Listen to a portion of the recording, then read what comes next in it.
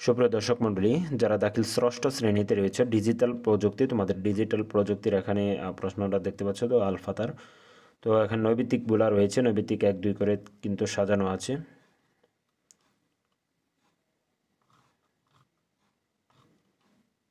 তো প্রত্যেকটা এখানে তোমরা লক্ষ্য করতে পারছো।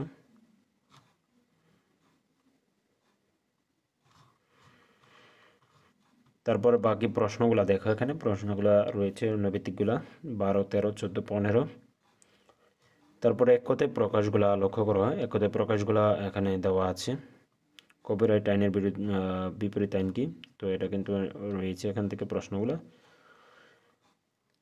তো তারপর দেখো খ অংশ সংক্ষিপ্ত প্রশ্নগুলো এখানে দেওয়া আছে। তো সংক্ষিপ্ত প্রশ্নগুলো আশা করি তোমরা দেখে নিবে প্রত্যেকেই সুন্দরভাবে। তারপর আমরা চলে যাচ্ছি পরবর্তীতে তোমাদের গ অংশের মধ্যে। গ অংশ থেকে এখানে দৃশ্যপট নির্ভর যে প্রশ্নগুলো রয়েছে, দৃশ্যপটবিহীনগুলো এখানে রয়েছে। আর দৃশ্যপট নির্ভর ঘ অংশ থেকে কিন্তু 1 নং, আমি যাই 1 নং, 2 নং, তারপরে দেখো উদ্দীপক 3 নং, তারপরে এদিকে দেখো 4 নংটা রয়েছে 4 নং। তারপর আমরা চলে যাচ্ছি 5 নংয়ের দিকে। তো 5 নংটা এখানে লক্ষ্য করতে পারছো, 6 নংটাও লক্ষ্য করতে পারছো।